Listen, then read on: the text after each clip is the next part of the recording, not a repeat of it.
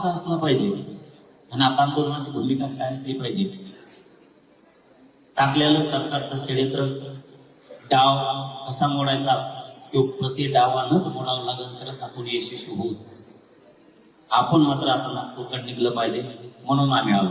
आम्हाला तुमचं मुंबईचं ठरलेलं माहित नाही, बैठक ठरली का काय त्याचा आम्ही आणि त्याच्यात मी पडणार पण कर्जमाफीसाठी महाराष्ट्रातले शेतकरी इतके आग्रही का आहेत?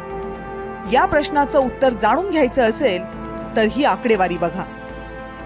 देशभरातल्या शेतकऱ्यांकडे असलेल्या थकीत कर्जाचा आकडा आहे 33,50,000 कोटी. या थकीत कर्जामध्ये सगळ्यात मोठा वाटा आहे तो महाराष्ट्राचा. महाराष्ट्रातील शेतकऱ्यांकडच्या थकीत कर्जाचा आकडा आहे तब्बल 7,388,000 कोटी. महाराष्ट्रातील थकबाकी असलेल्या शेतकऱ्यांची संख्या आहे 1,46,00,000.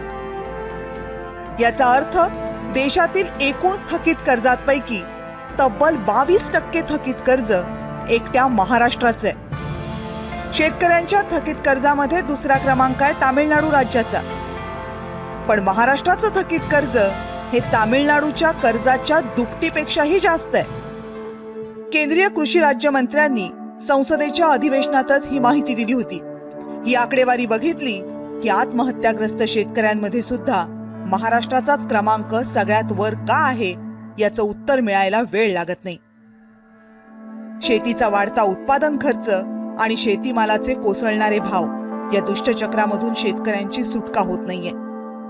निसर्गाच्या लहरीपणापुढे शेतकरी पुरता हतबल झालाय.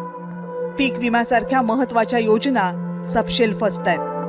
नवीन पिढी शेतीमध्ये यायलाच तयार नाहीये. या सगळ्यामुळं शेतकऱ्याचा येणारा प्रत्येक दिवस आणखी कठीण होतोय. कर्जमाफी हा शेतीच्या प्रश्नांवरचा कायमचा उपाय नाहीये. 2008 पासून महाराष्ट्रामध्ये 2 वेळा कर्जमाफी झालीय, पण त्यातून शेतकऱ्यांना तात्पुरताच दिलासा मिळाला. त्यामुळं कर्जमाफीसाठी पैसे आहेत की नाही, कर्जमाफीची ही योग्य वेळ आहे की नाही, हे प्रश्न तात्कालिक आहेत.